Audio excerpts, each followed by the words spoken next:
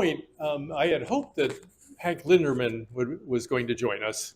And unfortunately, he called me this morning and told me he was running a fever, which I was sad about because I wanted him to introduce Karen. And I think what Hank would have reminded us about was a message that I've heard him say a number of times, is that 60% of Americans belong to a disenfranchised demographic. And that's not women, that's not minorities, it is the rural working poor.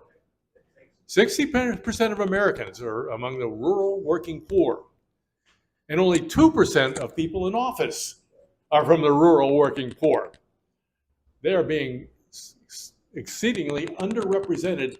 And Democrats have known this for some time, that they are not getting the votes from the rural working class, who are beginning to feel like they're being left out. So we need to do something about that. And one time I was talking with Johnny and Karen over dinner, and Johnny happened to make a comment. He said, well, we're just general people. I thought, oh, okay. Yeah, they are. Karen and Johnny are the most general people I can think of. they're both of them came from a farm background, correct? Yeah, you grew up on farms. They're working class folks. They have working jobs. They're not highfalutin educators, and I don't mean to denigrate highfalutin educators, but that's not where they went. They're not highfalutin CEOs of corporations. Johnny couldn't be here tonight because he's working. Yeah, he's working in his custodian job in Caverna High School. Karen came from work today to be here. And when you hear Karen talk, as I have now many times, at first I was surprised. I thought, wow, I'm surprised she's going to run for office. She doesn't fit the mold of all the other candidates. No, of course not. All the rest of them are not the 60% of the rural working people. So one of the things I wanted to join in Karen's campaign for was because I heard her heart. I heard her heart. And when I looked around at what had happened in District 9 and the fact that David Gibbons had gerrymandered District 9 into his own district and part of Warren County into his own district, thinking that they could maintain power and win, well, nobody seemed to want to run against him. He seemed to have made a good choice initially. But Karen was apparently upset, as many of us were, with all the nonsense that was going on in Frankfurt and all the horrible bills that they were passing over the last couple of years. And Karen looked around and said, we got to do something about this. Somebody has got to run against this guy. Who's going to do it? Karen can. And Karen is the only person in 5 counties who stood up and said, okay, I guess it's going to have to be me. So,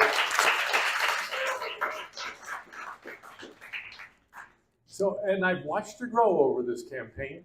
Some of you were at the women's barbecue some months ago, and Karen probably first spoke in front of an audience who admitted to me afterwards she had the horrible stage fright and was scared to death. But she has grown, and I've watched her get better and better at this. She learns quickly, and by God, she will vote the right way. So please, let's welcome the lady from Hart County with heart, Karen.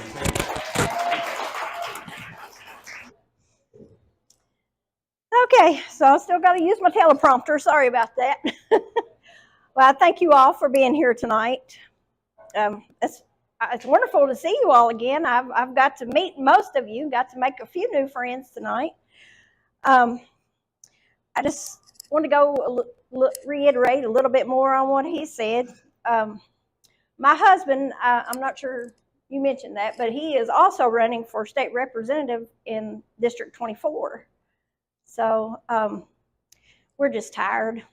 We're simply tired of a select few career politicians making decisions about the common, everyday working families.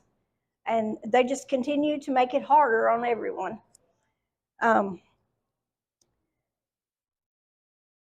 As you know, as he mentioned, I continued to. I didn't go into this. I didn't have plans to run, and I was going to support anybody that signed up. It got down to January 4th. Nobody had signed up, and I said, "Put me on the ballot. Somebody has got to stop these people." Yeah.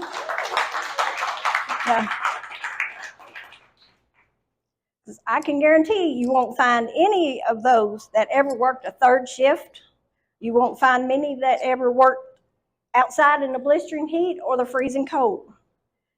And to keep the family fed and the lights on, But I guess now you can say that we do have someone that knows what it's like to work at McDonald's.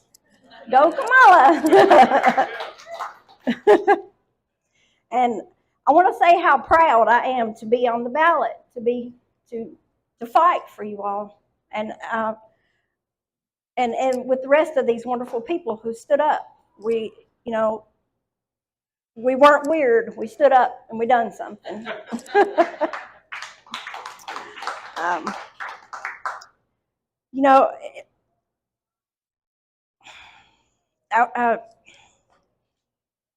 My opponent especially has been giving us a lot of grief.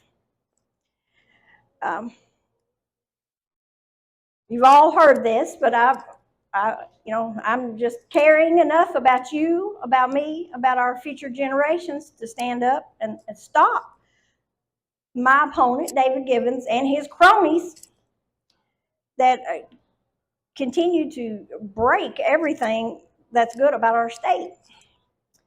And let's fix the fact that our education system ranks 45th in the nation due to the fact that we don't support our educators.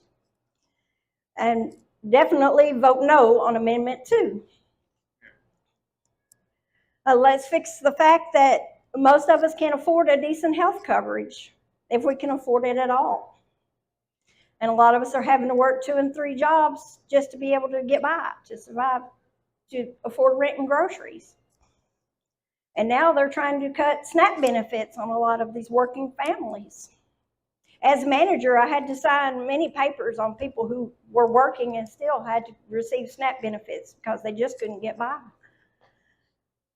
And let's fix the fact that an unhoused person is now considered a criminal. How can you be so heartless?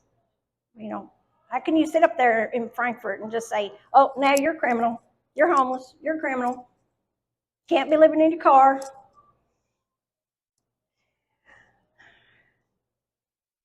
And let's fix the fact that right now in my district, there are families that do not have clean drinking water. And it's causing devastating health issues because the current legislation refuses to work with a Democrat governor. We need people who are willing to work with both sides, because this is a people problem, not a political problem. There's many, many more issues that these scumbags have created. But if you can help me in giving Givens the boot, I would forever be grateful to you. And by remembering to vote Karen Pennington on November 5th. And who else is going to call the manager?